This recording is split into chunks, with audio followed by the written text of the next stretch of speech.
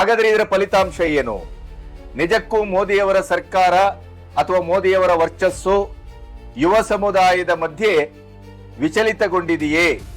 ಅದಕ್ಕೆ ತಕ್ಕಾಗಿ ಅಭಿಜಿತ್ ದೀಪ್ಗೆ ಒಂದು ಮಾತನ್ನ ಹೇಳ್ತಾ ಇದ್ದಾರೆ. ಮೋದಿ ಅವರಿಗೆ ವಯಸ್ಸಾಯಿತು, ಅವರಿಗೆ ಯುವ ಸಮುದಾಯದ ಮನೋಧರ್ಮ ಅರ್ಥ ಆಗ್ತಾ ಇಲ್ಲ.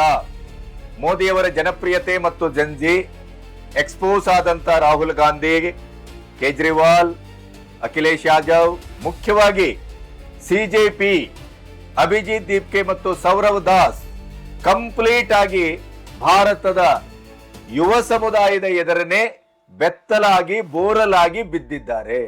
ಸುಪ್ರೀಂ ಕೋರ್ಟ್ನ ಈ ತೀರ್ಮಾನವನ್ನ, ಆರ್ಡರ್ ಅನ್ನ ಯಾವ ಸರ್ಕಾರವೂ ವೋಟ್ ಬ್ಯಾಂಕಿನ ಕಾರಣಕ್ಕಾಗಿ ಕಾರ್ಯರೂಪಕ್ಕೆ ತರುವ ಮನಸ್ಸನ್ನ ಮಾಡಿರಲಿಲ್ಲ. ಸುವೇಂದು ಅಧಿಕಾರಿ ಅವರು ಏನು ಬೇಕಾದ್ರೂ ಮಾಡ್ತಾರೆ, ಯಾವ ಸವಾಲನ್ನು ಬೇಕಾದ್ರೂ ಸ್ವೀಕರಿಸ್ತಾರೆ. ಅವರ 8 ಎದೆ ಅಲ್ಲ, ಅದು 16 ಎದೆಯ ಬಂಟನೆ. ಅದು ಪ್ರಧಾನವರ ರಾಜೀನಾಮೆ ಆಗತ್ತೆ, ಅದರ ಕ್ರೆಡಿಟ್ ಎಲ್ಲವೂ ಜಿರ್ಲೆ ಪಾರ್ಟಿಗೆ ಸಿಕ್ಕಿಬಿಡುತ್ತೆ ಅಂತ ಹೇಳಿ ತರಾತುರಿಯಲ್ಲಿ ನಮ್ಮ ಶ್ರೀಮಾನ್ ರಾಹುಲ್ ಗಾಂಧಿ ಅವರು ಪ್ರಧಾನಿಯವರ ಮನೆ ಎದುರು ಹೋಗಿ ಕೂತದ್ದು ಮುತ್ತಿಗೆ ಹಾಕಿದ್ದು. ಆದ್ರೆ ಈಗ ರಾಹುಲ್ ಗಾಂಧಿ ಮತ್ತು ಅವರ ಟೀಮು ಅದರ ಬಣ್ಣ ಸಂಪೂರ್ಣವಾಗಿ ಬಯಲಾಗಿದೆ.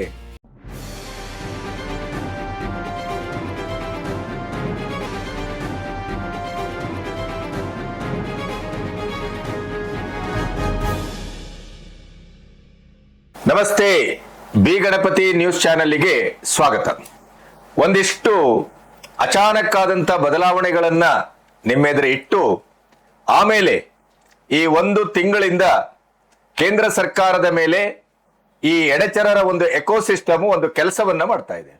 12 ವರ್ಷದ ಒಂದು ಅದ್ಭುತವಾದಂತ ಆಡಳಿತವನ್ನ ಕೊಟ್ಟಂತ ಮೋದಿಯ ಸರ್ಕಾರ ಈಚಿನ ದಿನಗಳಲ್ಲಿ, ಮುಖ್ಯವಾಗಿ ಈ 1.25 ತಿಂಗಳಲ್ಲಿ ಈ ದೇಶದ ಬಹುಸಂಖ್ಯೆಯಲ್ಲಿರುವ ಜೆನ್ಜಿಗಳ ಅಂದ್ರೆ ಯುವ ಸಮುದಾಯದ ವಿಶ್ವಾಸವನ್ನ ಕಳ್ಕೊಂಡಿದೆ. ಇದು 29ರ ಚುನಾವಣೆಯಲ್ಲಿ ಮೋದಿಯವರಿಗೆ ಅತ್ಯಂತ ನಿರ್ಣಾಯಕವಾಗಿ ಪ್ರತಿಕ್ರಿಯಿಸಬಲ್ಲದು, ಪರಿಣಾಮವನ್ನ ಬೀರಬಲ್ಲದು ಅನ್ನುವಂಥ ಒಂದು ಪ್ರಪಗಾಂಡವನ್ನ ಈ ಇಂಡಿ ಕೂಟದ ಎಕೋಸಿಸ್ಟಮ್ ನಿರಂತರವಾಗಿ ಮಾಡ್ತಾ ಇದೆ. ಹಾಗಾದ್ರೆ ಇದರ ಫಲಿತಾಂಶ ಏನು? ನಿಜಕ್ಕೂ ಮೋದಿಯವರ ಸರ್ಕಾರ ಅಥವಾ ಮೋದಿಯವರ ವರ್ಚಸ್ಸು ಯುವ ಸಮುದಾಯದ ಮಧ್ಯೆ ವಿಚಲಿತಗೊಂಡಿದೆಯೇ? ಅದಕ್ಕೆ ತಕ್ಕಾಗಿ ಅಭಿಜಿತ್ ದೀಪ್ಗೆ ಒಂದು ಮಾತನ್ನ ಹೇಳ್ತಾ ಇದ್ದಾರೆ. ಮೋದಿ ಅವರಿಗೆ ವಯಸ್ಸಾಯಿತು, ಅವರಿಗೆ ಯುವ ಸಮುದಾಯದ ಮನೋಧರ್ಮ ಅರ್ಥ ಆಗ್ತಾ ಇಲ್ಲ. ಜಂಜಿಗಳೊಟ್ಟಿಗೆ ಅವರಿಗೆ ಯಾವುದೇ ರೀತಿಯ ಒಂದು ಸಂವಾದವೋ ಅಥವಾ ಅವರ ಒಟ್ಟಿಗೆ ಒಂದು ಸರಿಯಾದ ರೀತಿಯಲ್ಲಿ ನಡ್ಕೊಳ್ಳುವಿಕೆ ಸಾಧ್ಯ ಆಗ್ತಾ ಇಲ್ಲ ಅನ್ನುವ ಮಾತನ್ನು ಅವರು ಹೇಳ್ತಾ ಇದ್ದಾರೆ. ಹಾಗಾಗಿ ಈ ವಿಷಯದಲ್ಲಿ ಈಗ ಒಂದು ಬಹಳ ದೊಡ್ಡ ಚರ್ಚೆ ಏನು ಸಂಘಟಿತಗೊಂಡಿತ್ತು, ಆ ಚರ್ಚೆಯ ಫಲಿತಾಂಶ ಕೂಡ ಬಂದಿದೆ. ಅದನ್ನು ಕೂಡ ನಿಮ್ಮೊಟ್ಟಿಗೆ ಹಂಚ್ಕೋಬೇಕು. ಇಲ್ಲಿಯವರೆಗೆ ನನ್ನ ಚಾನೆಲ್ ಅನ್ನ ಸಬ್ಸ್ಕ್ರೈಬ್ ಮಾಡದೇ ಇದ್ರೆ ಸಬ್ಸ್ಕ್ರೈಬ್ ಮಾಡಿ ಮತ್ತು ಸ್ವತಂತ್ರ ಪತ್ರಿಕೋದ್ಯಮಕ್ಕೆ ಆರ್ಥಿಕವಾಗಿ ಬೆಂಗಾವಲಾಗಿ. ಹಾಗೇನೆ ಮೋದಿಯವರ ಜನಪ್ರಿಯತೆ ಮತ್ತು ಜಂಜಿ ಎಕ್ಸ್ಪೋಸ್ ಆದಂತ ರಾಹುಲ್ ಗಾಂಧಿ, ಕೇಜ್ರಿವಾಲ್, ಅಖಿಲೇಶ್ ಯಾದವ್, ಮುಖ್ಯವಾಗಿ ಸಿಜೆಪಿ ಅಭಿಜಿತ್ ದೀಪ್ಗೆ ಮತ್ತು ಸೌರವ್ ದಾಸ್ ಕಂಪ್ಲೀಟ್ ಆಗಿ ಭಾರತದ ಯುವ ಸಮುದಾಯದ ಎದುರನೆ ಬೆತ್ತಲಾಗಿ ಬೋರಲಾಗಿ ಬಿದ್ದಿದ್ದಾರೆ, ಎಕ್ಸ್ಪೋಸ್ ಆಗಿದ್ದಾರೆ. ಅವೆಲ್ಲವನ್ನ ನಿಮ್ಮೊಟ್ಟಿಗೆ ಹಂಚಿಕೊಳ್ಬೇಕು. ನಿಮ್ಮ ಅಭಿಪ್ರಾಯವನ್ನ ಖಚಿತವಾಗಿ ನನ್ನ ಕಮೆಂಟ್ ಬಾಕ್ಸ್ ಅಲ್ಲಿ ತಿಳಿಸಿ. ಮೊದಲನೇದಾಗಿ, ಈ ದೇಶ ಇಂಥ ಒಂದು ಸಾಧ್ಯತೆಯನ್ನ ನಿರೀಕ್ಷೆ ಮಾಡಿತ್ತು, ಆದರೆ ಭಾರತದಲ್ಲಿ ಇದು ಸಾಧ್ಯವೇ ಅನ್ನುವ ಪ್ರಶ್ನೆಯೂ ಇತ್ತು. ಬಹಳ ವರ್ಷಗಳಿಂದ ಶಬ್ದ ಮಾಲಿನ್ಯದ ಕಾರಣದಲ್ಲಿ, ಅದರ ಡೆಸಿಬಲ್ನ ಕಾರಣಕ್ಕಾಗಿ ವಾತಾವರಣ ಕಲುಷಿತಗೊಳ್ಳುತ್ತದೆ ಅನ್ನುವ ಕಾರಣಕ್ಕಾಗಿ ಸುಪ್ರೀಂ ಕೋರ್ಟ್ ಈ ಪೂಜಾ ಮಂದಿರಗಳು ಮತ್ತು ಮಸೀದಿಗಳಲ್ಲಿ ಹಾಕುವ ಮೈಕ್ ಅನ್ನ ತೆಗೆಬೇಕು, ಅದರ ನಿಷೇಧಿಸಿ ಆರ್ಡರ್ ಅನ್ನ ಪಾಸ್ ಮಾಡಿತ್ತು. ಆದರೆ ಸುಪ್ರೀಂ ಕೋರ್ಟ್ನ ಈ ತೀರ್ಮಾನವನ್ನ, ಆರ್ಡರ್ ಅನ್ನ ಯಾವ ಸರ್ಕಾರವೂ ವೋಟ್ ಬ್ಯಾಂಕಿನ ಕಾರಣಕ್ಕಾಗಿ ಕಾರ್ಯರೂಪಕ್ಕೆ ತರುವ ಮನಸ್ಸನ್ನ ಮಾಡಿರಲಿಲ್ಲ. ಸುವೇಂದು ಅಧಿಕಾರಿ ಅವರು ಏನು ಬೇಕಾದ್ರೂ ಮಾಡ್ತಾರೆ, ಯಾವ ಸವಾಲನ್ನು ಬೇಕಾದ್ರೂ ಸ್ವೀಕರಿಸ್ತಾರೆ. ಅವರ 8 ಎದೆ ಅಲ್ಲ, ಅದು 16 ಎದೆಯ ಬಂಟನೆ. ಅದು ನೋಡಿ, ಈಗ ನಾವು ನೀವು ನಮ್ಮ ಕಣ್ಣಲ್ಲಿ ಇಂಥದ್ದೊಂದು ನೋಡ್ಲಿಕ್ಕೆ ಸಾಧ್ಯವಾಗ್ತಾ ಇದೆಯಲ್ಲ, ಅದು ನಮ್ಮ ಸೌಭಾಗ್ಯ. ಇಡೀ ಕೋಲ್ಕತ್ತಾದಲ್ಲಿ, ವೆಸ್ಟ್ ಬೆಂಗಾಲದಲ್ಲಿ ಸುಪ್ರೀಂ ಕೋರ್ಟಿನ ಆಜ್ಞೆಯನ್ನ ಸುವೇಂದು ಅಧಿಕಾರಿ ಕಾರ್ಯರೂಪಕ್ಕೆ ತರ್ತಾ ಇದ್ದಾರೆ. ಮಸೀದಿಯಲ್ಲಿ ಮೇಲಿನ ಏನು ತರಾತುರಿ ಮೈಕ್ಗಳು, ಸರಮಾಲೆ ಅಂಥದ್ದೆಲ್ಲವನ್ನ ಕಿತ್ತು ನೆಲಕ್ಕಿಳಿಸ್ತಾ ಇದ್ದಾರೆ. ಇದೊಂದು ಅದ್ಭುತವಾದ ಬೆಳವಣಿಗೆ. ಇನ್ನು ಕರ್ನಾಟಕದಲ್ಲಿ ಬಂಗಾಲದಿಂದ, ಅಸ್ಸಾಂನಿಂದ ಒಂದು ಸುರಕ್ಷಿತವಾದ ಸ್ಥಳ, ಯಾಕೆಂದ್ರೆ ಕಾಂಗ್ರೆಸ್ ಸರ್ಕಾರ ಇದೆ ಅನ್ನುವ ಕಾರಣಕ್ಕಾಗಿ ತಂಡೋಪತಂಡ ಜನ ಬಾಂಗ್ಲಾ ವಲಸಿಗರು ಬಂದು ಇಲ್ಲಿ ನಿಲ್ತಾ ಇದ್ದಾರೆ ಅಂತ ಹೇಳಿ NR ರಮೇಶ್ ಅವರಿಂದ ಹಿಡಿದು ಪ್ರತಿಯೊಬ್ಬರು, ಪುನೀತ್ ಕೆರೆಹಳ್ಳಿ ಅವರು ಇವರು, ಮೊನ್ನೆ ಒಬ್ರು ಡಾಕ್ಟ್ರು, ಆಕ್ಟಿವಿಸ್ಟು, ಅವರ ಮೇಲೆ ಕೇಸ್ ಹಾಕಿ ಅವರನ್ನೇ ಬಂಧಿಸಿ ಅವರನ್ನೇ ಪೊಲೀಸರು ಕಿರುಕುಳ ಕೊಟ್ಟದ್ದಕ್ಕೆ ಹೈಕೋರ್ಟಿನ ನ್ಯಾಯಮೂರ್ತಿಗಳಾದಂತ ನಾಗಪ್ರಸನ್ನ ಅವರು ಬಹಳ ಕಟುವಾಗಿ ಅದನ್ನ ಪ್ರಶ್ನಿಸಿದ್ರು. ಮತ್ತೆ ರಾಜ್ಯ ಸರ್ಕಾರಕ್ಕೆ ತಾಕೀತನ್ನು ಮಾಡಿದ್ರು.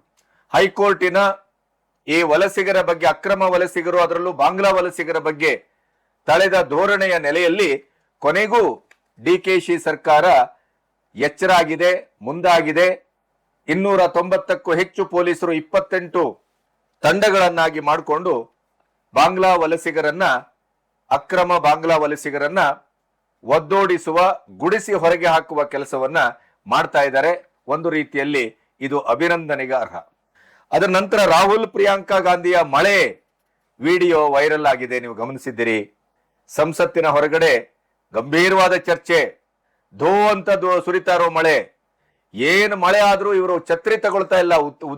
ಸುತ್ತಮುತ್ತ ಇರುವ ಇವರ ಎಲ್ಲಾ ಛತ್ರಿಗಳು ಛತ್ರಿ ಅಡಿಯಲ್ಲಿದ್ದಾರೆ. ಆದರೆ ಇವರು ಛತ್ರಿಯನ್ನ ಹಿಡಿಯದನೆ ಬಹಳ ಗಂಭೀರವಾದ ಚರ್ಚೆಯಲ್ಲಿ ತೊಡಗಿದ್ರು. ಅನ್ಸ್ಟಾಪೇಬಲ್ ಅಂತ ಕಾಂಗ್ರೆಸ್, ಇವರನ್ನ ಯಾರೂ ತಡೆಯಲಾರರು ಅನ್ನುವ ಕ್ಯಾಪ್ಷನ್ ಅಲ್ಲಿ ಅದನ್ನ ಹರಿಬಿಟ್ಟಿತ್ತು. ಅದಕ್ಕೆ ದೇಶದ ಜನ, ಮುಖ್ಯವಾಗಿ ಜಂಜಿಗಳು, ಸೋಷಿಯಲ್ ಮೀಡಿಯಾದಲ್ಲಿ ಮಳೆ ಬಂದಾಗ ಕೊಡೆ ಹಿಡಿಬೇಕು ಅನ್ನುವಂತ ಕಾಮನ್ ಸೆನ್ಸ್ ಇಲ್ಲದೆ ಇದ್ದವರಿಗೆ ಅಧಿಕಾರವನ್ನ ಕೊಟ್ರೆ ಈ ದೇಶ ಏನಾಗಬಹುದು ಅಂತ ವ್ಯಂಗ್ಯವಾಡಿದ್ದಾರೆ. ಅದೀಗ ವೈರಲ್ ಆಗ್ತಾ ಇದೆ. ಇನ್ನೊಂದು E20 ಎಥೆನಾಲ್ 20 ಬಗ್ಗೆ ಒಂದು ಕಾರನ್ನ ಇಟ್ಕೊಂಡು ಅದರ ಪೆಟ್ರೋಲ್ ಕ್ಯಾಪ್ ಅನ್ನ ತೆಗೆದು ರಾಹುಲ್ ಗಾಂಧಿ ಮಾಡಿದಂತ ವಿಡಿಯೋ ಅತ್ಯಂತ ನಗೆಪಾಟ್ಲಾಗಿದೆ, ಎಕ್ಸ್ಪೋಸ್ ಆಗಿದೆ. ಅದರ ಜೊತೆಗೆ ಬಿಜೆಪಿಯ ವಕ್ತಾರರು ಅದಕ್ಕೆ ಸರಿಯಾದ ಚಾಟಿಯನ್ನು ಕೊಟ್ಟಿದ್ದಾರೆ. ಇನ್ನು ಜಾರ್ಖಂಡ್ ವಿದ್ಯಾರ್ಥಿ ಪ್ರತಿಭಟನೆ ವೇಳೆ ಇದೊಂದು ಹೈ ಡ್ರಾಮಾ ಅಂತ ಹೇಳಿ ಕಾಂಗ್ರೆಸ್ಸಿನ ಸಚಿವ ಅನ್ಸಾರಿ ಅವರು ಹೇಳಿಕೆ ಕೊಟ್ಟದ್ದು ಈಗ ದೊಡ್ಡದಾದಂತ ವಿವಾದಕ್ಕೆ ಕಾರಣ ಆಗಿದೆ.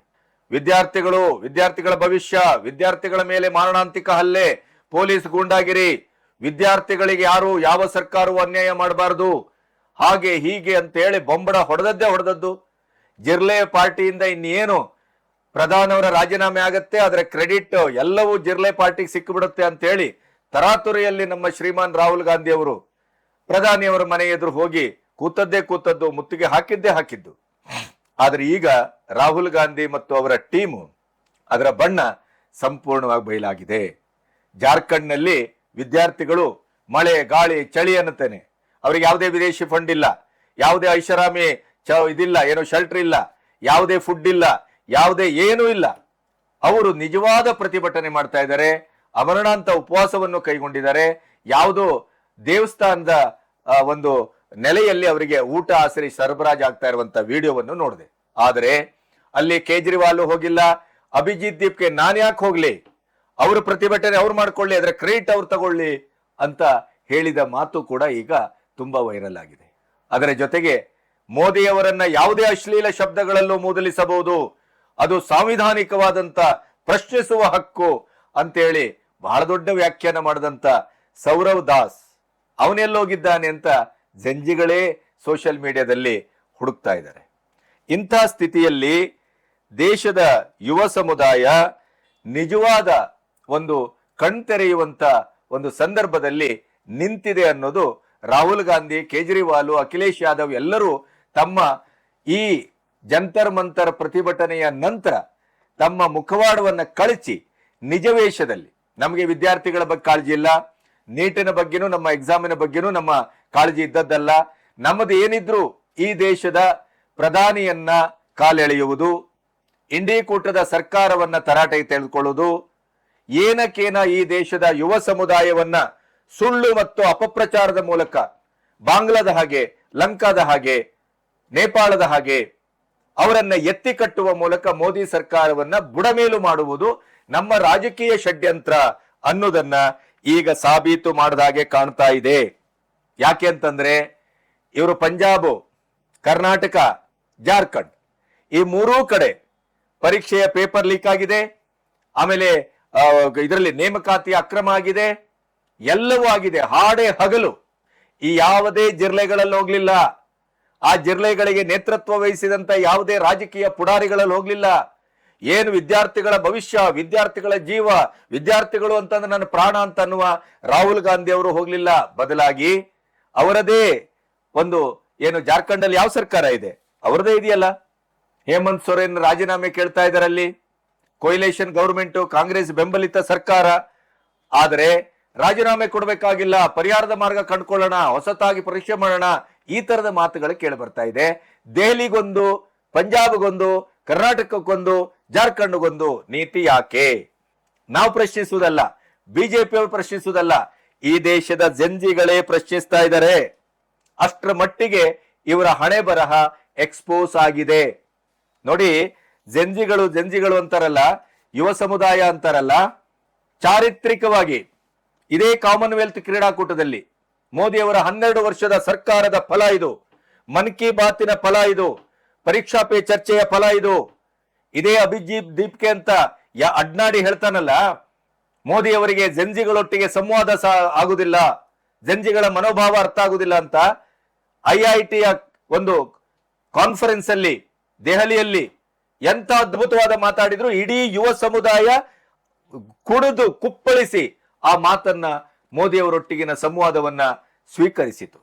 ಮೋದಿಯವರ ಬಹಳ ದೊಡ್ಡ ಒಂದು ಗುಣ ಏನು ಅಂತಂದ್ರೆ ಅಬಾಲ ವೃದ್ಧರಾದಿ ಒಂದು ಮಗುವಿನ ಒಟ್ಟಿಗೂ ಕೂಡ ಅವರು ಸ್ಪಂದಿಸಬಲ್ಲರು. ಅದು ಹಲವಾರು ಬಾರಿ ಸಾಬೀತಾಗಿದೆ. ಆದರೂ ಕೂಡ ಈ ಮೊನ್ನೆ ಬಂದಂತ ಈ ಅಬ್ಬೆಪಾರಿಗಳು, ಈ ಅಡ್ನಾಡಿಗಳು ಮೋದಿ ಅವರಿಗೆ ಇವತ್ತು ಗೈಡ್ ಮಾಡುವ ಮಟ್ಟಕ್ಕೆ ಬೆಳೆದು ಬಿಟ್ಟಿದ್ದಾರೆ. ಆಗಸ್ಟ್ 15ರ ಭಾಷಣದಲ್ಲಿ ಮೋದಿ ಅವರು ಯುವ ಸಮುದಾಯ ಜಂಜಿ ಬಗ್ಗೆ ಮಾತಾಡ್ಬೇಕಂತೆ. ನಮ್ಮ ಶ್ರೀಮಾನ್ ಅಭಿಜಿತ್ ದೀಪ್ಗೆ ಮೋದಿ ಅವರಿಗೆ ಆರ್ಡರ್ ಮಾಡ್ತಾರೆ. हेलो एवरीवन, 15 अगस्त आ रहा है. हर इंडिपेंडेंस डे को हमारे प्राइम मिनिस्टर रेड फोर्ट से भाषण करते हैं. तो इस बार हम चाहते हैं कि प्राइम मिनिस्टर का जो स्पीच है वो जेनजी के लिए हो, यूथ के लिए हो. प्राइम मिनिस्टर नरेंद्र मोदी अपनी स्पीच में इस बार 15 अगस्त को बताए कि वो जेनजी के लिए क्या कर रहे हैं, यूथ के लिए क्या कर रहे हैं और कैसे वो इनको एक बेटर फ्यूचर प्रोवाइड कर सकते हैं. ಅಂದ್ರೆ ಪ್ರಧಾನವರ ರಾಜೀನಾಮೆಯ ಆ ಒಂದು ಪಡೆದ ನೆಲೆಯಲ್ಲಿ ನಾವು ಮೋದಿ ಸರ್ಕಾರವನ್ನ ಬಗ್ಗಿಸಿದ್ದೇವೆ, ಮೋದಿ ಸರ್ಕಾರವನ್ನ ಅಲ್ಲಾಡಿಸಿದ್ದೇವೆ, ಮೋದಿ ಸರ್ಕಾರವನ್ನ ನಾವು ಒಂದು ರೀತಿಯಲ್ಲಿ ಕೈಗೆ ತೆಗೆದುಕೊಂಡಿದ್ದೇವೆ ಅನ್ನುವ ದುರಹಂಕಾರ ಯಾವ ಮಟ್ಟದ್ದು ಅಂತಂದ್ರೆ ಮೋದಿಯವರು ಈ ಅಡ್ನಾಡಿಗಳನ್ನ ಕೇಳ್ಕೊಂಡು ಇನ್ನು ಮುಂದೆ ಮಾತಾಡಬೇಕು. ಅದೇ ಅಭಿಜಿತ್ ದೀಪ್ಗೆ, ಅದೇ ರಾಹುಲ್ ಗಾಂಧಿ, ಅದೇ ಅಖಿಲೇಶ್ ಯಾದವ್ಗೆ ಅಥವಾ ಕೇಜ್ರಿವಾಲ್ಗೆ ಈ ದೇಶದ ಯುವ ಸಮುದಾಯ ಇದೇ ಕಾಮನ್ವೆಲ್ತ್ ಕ್ರೀಡಾಕೂಟದಲ್ಲಿ ಚಾರಿತ್ರಿಕವಾದಂತ 39 ಮೆಡಲ್ಗಳನ್ನ ಪಡ್ಕೊಂಡು ಒಟ್ಟು ಮೆಡಲ್ಗಳ ಸ್ಥಾನದಲ್ಲಿ 4ನೇ ಸ್ಥಾನಕ್ಕೆ ಜಿಗಿದು ನಿಂತಂತ ಸಾಧನೆ ಕಣ್ಣಿಗೆ ಕಾಣುವುದಿಲ್ಲ. ಅವರ ಬಗ್ಗೆ ಅಭಿನಂದನಿಸುವ ಒಂದೇ ಒಂದು ಮಾತು ಕೇಳಬರುವುದಿಲ್ಲ. ಇವರು ಯಾವ ಜಂಜಿ ಬಗ್ಗೆ ಮಾತಾಡುವಂತ ನಾಲಾಯಕ್ಗಳು ಹೇಳಿ? ಏನ್ ಅರ್ಹತೆ ಇದೆ ಇವರಿಗೆ? ಇವರಿಗೆ ನಿಜವಾದ ವಿದ್ಯಾರ್ಥಿಗಳ ಬಗ್ಗೆ ಕಾಳಜಿ ಇದ್ದಂತ ಜಿಲ್ಲೆಗಳೇ ಹೌದಾಗಿದ್ರೆ ಜಾರ್ಖಂಡ್ಗೆ ಯಾಕೆ ಹೋಗ್ಲಿಲ್ಲ ಅಂತ ನಮ್ಮಂತ ಮಾಧ್ಯಮದವರು ಪ್ರಶ್ನೆ ಮಾಡುವ ಅವಕಾಶವನ್ನೇ ಕೊಡ್ತಿರ್ಲಿಲ್ಲ. ಪಂಜಾಬ್, ಜಾರ್ಖಂಡ್, ಕರ್ನಾಟಕಕ್ಕೆ ಬಂದು ಚಾರಿತ್ರಿಕವಾದಂತ ಒಂದು ಪ್ರತಿಭಟನೆಯನ್ನ ಮಾಡ್ತಾ ಇದ್ರು. ಪರ್ಯಾಯವಾದಂತ ಒಂದು ರಾಜಕೀಯ ಪಕ್ಷವಾಗಿ, ಶಕ್ತಿಯಾಗಿ ಒಂದೇ ಒಂದು ನಾವು ನಿರೀಕ್ಷೆ ಮಾಡದೇ ಇದ್ದಂತ ಅವಧಿ ಒಳಗಡೆ ಇದೇ ಜಿರ್ಲೆ ಜನತಾ ಪಾರ್ಟಿ ಎದ್ದು ನಿಲ್ತಾ ಇತ್ತು. ಆ ಸಾಧ್ಯತೆ ಇತ್ತು. ಆದ್ರೆ ಅವರ ಉದ್ದೇಶವೇ ಅದಲ್ಲ. ಪುಂಡು ಪೋಖರಿಗಳು ಇವರು, ಭಯೋತ್ಪಾದಕರೊಟ್ಟಿಗೆ ಕೈ ಜೋಡಿಸಿದವರು, ಯಾವ್ಯಾವುದೋ ವಿದೇಶಿ ಶಕ್ತಿಗಳೊಟ್ಟಿಗೆ ಫಂಡ್ ನನ್ನ ತಂದುಕೊಂಡು ಅವರ ಮೇಜುವಾಣಿಗೆಯಲ್ಲಿ ಮೋದಿಯವರ ಎದುರು ಮೋದಿಯವರನ್ನ ಕೆಳಗಿಳಿಸಲಿಕ್ಕೆ ಈ ದೇಶದ ಯುವ ಸಮುದಾಯದ ಒಂದು ಮುಗ್ಧತೆಯನ್ನ ಬಳಸ್ಕೊಂಡು ಬೇಳೆ ಬೇಯಿಸ್ಕೊಳ್ಳಿಕ್ಕೆ ಬಂದಂತ ನಾಲಾಯಕ್ಗಳು ಅನ್ನೋದು ಈಗ ಪ್ರೂವ್ ಆಗ್ತಾ ಇದೆ. ಜಾರ್ಖಂಡ್ ಬೇಡ ಇವರಿಗೆ, ಈ ದೇಶದ ಯುವ ಸಮುದಾಯದ ಕಾಮನ್ವೆಲ್ತಿನ ಸಾಧಕರು ಬೇಕಾಗಿಲ್ಲ.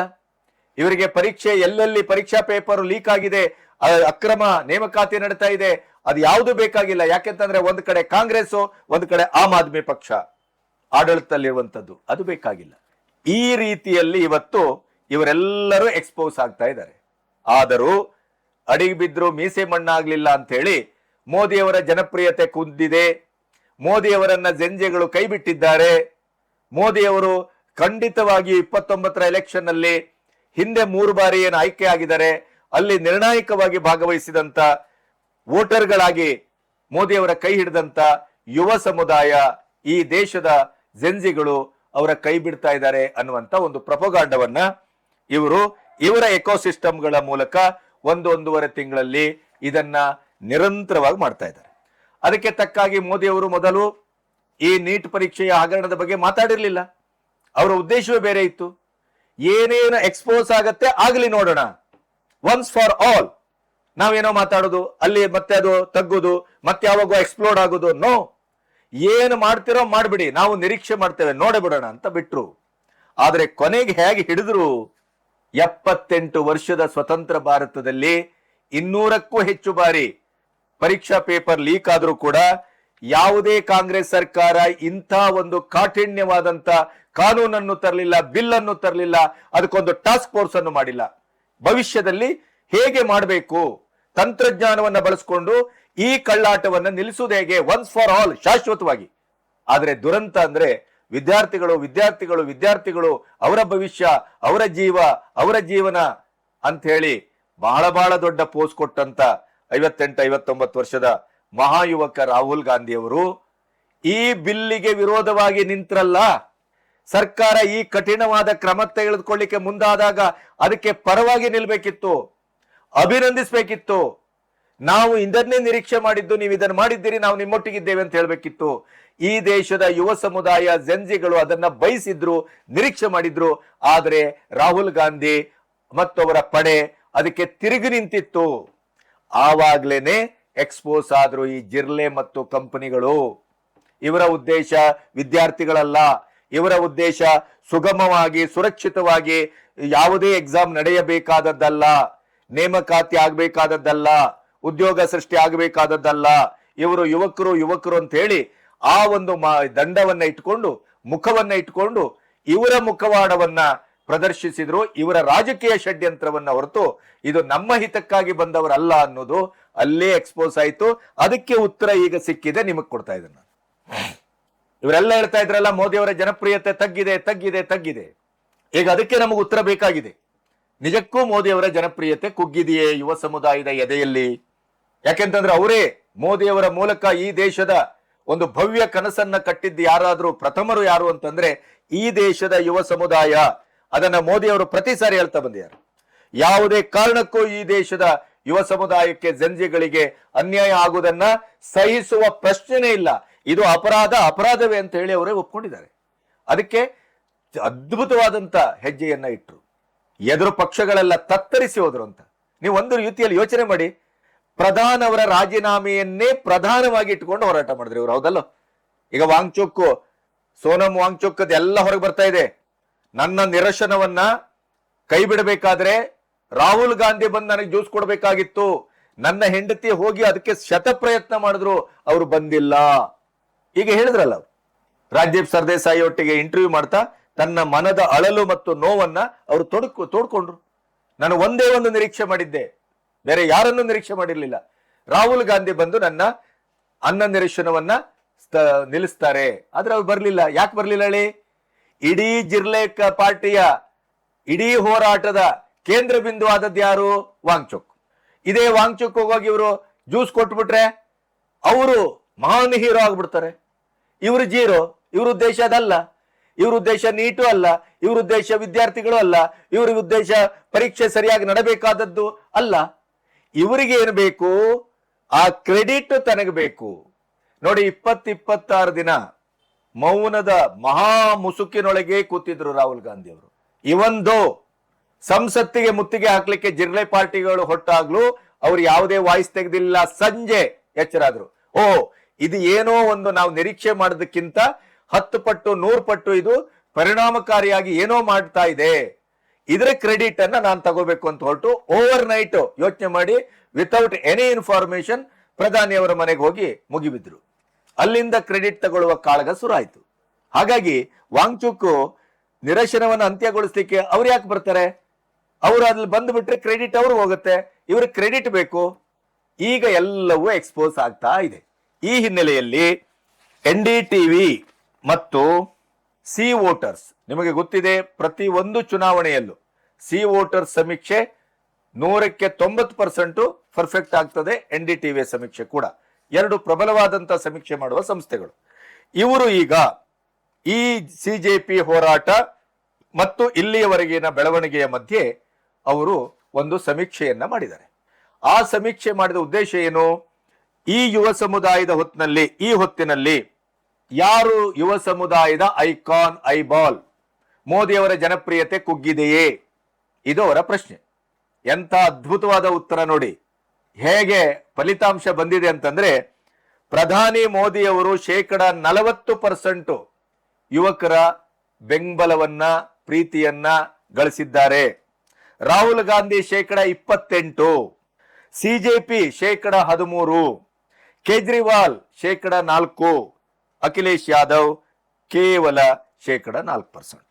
ಅಂದ್ರೆ ದೆಹಲಿಯ ರಂಪಾಟ, ಈ ನೀಟ್ ಎಕ್ಸಾಮಿನ ಪ್ರಶ್ನೆ ಪತ್ರಿಕೆಯ ಸೋರಿಕೆ, ಅದರ ಹಿನ್ನೆಲೆಯಲ್ಲಿ ದಿಢೀರಾಗಿ ಹುಟ್ಟುಕೊಂಡಂತ CJP, ಆ CJP ಪಕ್ಷವನ್ನ ಬೆಂಬಲಿಸಿದ ಕೇಜ್ರಿವಾಲ್, ರಾಹುಲ್ ಗಾಂಧಿ, ಅಖಿಲೇಶ್ ಯಾದವ್, ಈ ತರದವರೆಲ್ಲರೂ ಕೂಡ ಏನೇನೆಲ್ಲ ಮಾಡಿದ್ರು ಅನ್ನೋದು ಮೋದಿಯವರ ಒಂದು ನಿರಂತರವಾದ ಮೌನ, ಯಾವುದಕ್ಕೂ ಉತ್ತರಿಸದೇನೆ ನಿರೀಕ್ಷೆ ಮಾಡ್ತಾ ಇರುವಂತ ಅವರ ನಿರೀಕ್ಷೆ ಅದ್ಭುತವಾದ ಫಲವನ್ನ ಕೊಟ್ಟಿದೆ.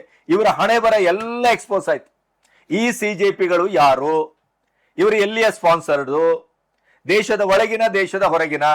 ಯಾಕೆಂದ್ರೆ ವಿದ್ಯಾರ್ಥಿಗಳ ನೀಟ್ ಎಕ್ಸಾಮಿನ ಪತ್ರಿಕೆ ಲೀಕ್ ಆದಂತ ಪ್ರತಿಭಟನೆಯಲ್ಲಿ ಕಾಶ್ಮೀರದ ವಿರುದ್ಧ ಭಾರತ ಕಾಶ್ಮೀರದ ಭಾಗವೇ ಅಲ್ಲ ಅಂತ ಅಂದುಕೊಂಡಂತ, ಆ ಬಗ್ಗೆ ಹೋರಾಟ ಮಾಡ್ತಾ ಪಾಕಿಸ್ತಾನದ ಭಯೋತ್ಪಾದಕರೊಟ್ಟಿಗೆ ಕೈ ಜೋಡಿಸಿದಂತ ಪಟಿಂಗರು, ದೇಶದ್ರೋಹಿಗಳಲ್ಲಿ ಬಂದ್ರು. ಈ ದೇಶಕ್ಕೆ ಬಾಂಬ್ ಹಾಕ್ಲಿಕ್ಕೆ ಕೊಟ್ಟಂತ ಅಂತವರಲ್ಲಿದ್ರು, ಡೀಪ್ ಸ್ಟೇಟಿನವರಿದ್ರು, ಸೊರೋಸ್ ಗ್ಯಾಂಗಿನವರಿದ್ರು, ಅಮೆರಿಕ ಏಜೆನ್ಸಿಗಳಿದ್ರು, ಪಾಕಿಸ್ತಾನದ 400ಕ್ಕೂ ಹೆಚ್ಚು ಹ್ಯಾಂಡರ್ಗಳಿದ್ರು, ಭಯೋತ್ಪಾದಕರಿದ್ರು. ಅದೀಗ ಎಕ್ಸ್ಪೋಸ್ ಆಗಿದೆ, ಹಿಂದಿನ ವಿಡಿಯೋದಲ್ಲಿ ಹೇಳಿದ್ದೇವೆ.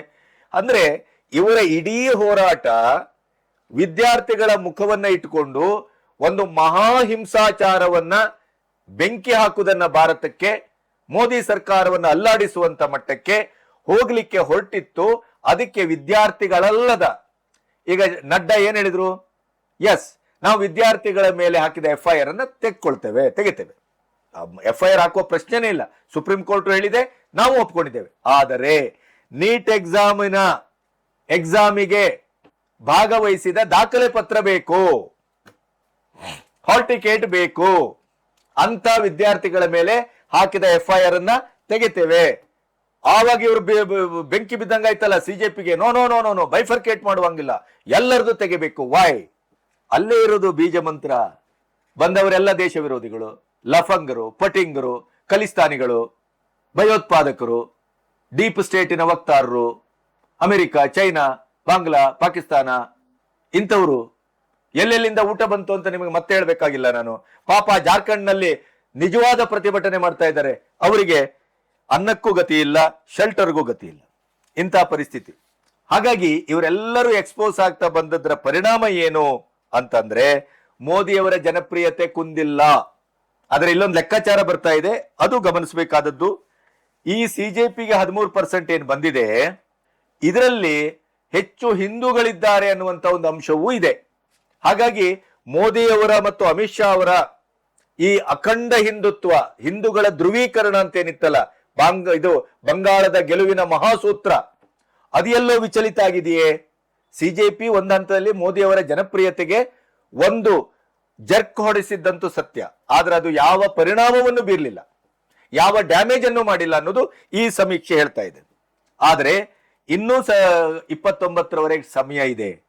ಮೋದಿಯವರು ಇಂಥ 12 ವರ್ಷಗಳಲ್ಲಿ ಇಂಥ ಹೋರಾಟಗಳನ್ನ ರೈತರ ಹೆಸರಿನಲ್ಲಿ, ಮಹಿಳೆಯರ ಹೆಸರಿನಲ್ಲಿ, ಎಲ್ಲರ ಹೆಸರಿನಲ್ಲೂ ಬಂದ ಹೋರಾಟಗಳನ್ನು ನೋಡಿ ಆಗಿದೆ, ಅವರು ಕ್ರಾಸ್ ಮಾಡಿ ಆಗಿದೆ, ಅದಕ್ಕೆ ಸರಿಯಾದ ರೀತಿಯ ಪ್ರತಿಕ್ರಿಯೆಯನ್ನು ಕೊಟ್ಟಾಗಿದೆ, ಎಲ್ಲವನ್ನು ನೋಡಿ ಆಗಿದೆ, ಎಲ್ಲವನ್ನು ನುಂಗಿ ನೀರು ಕುಡಿದಾಗಿದೆ, ಗೆದ್ದಾಗಿದೆ. ಮತ್ತೆ ಪ್ರತಿ ಪ್ರತಿಭಟನೆ ಆದಾಗಲೂ ಸೋತು ಗೆದ್ದಿದ್ದಾರೆ. ಅದಕ್ಕೆ ತಕ್ಕ ಪ್ರತಿಕ್ರಿಯೆಯನ್ನ ಹೊಸ ಹೊಸ ಬಿಲ್ಗಳು, ಹೊಸ ಹೊಸ ಹೆಜ್ಜೆಗಳು, ಹೊಸ ಹೊಸ ಕಾನೂನನ್ನ ಮಾಡುವ ಮೂಲಕ ಅವರು ಜನರ ಮನಸ್ಸನ್ನ ಗೆದ್ದಿದ್ದಾರೆ.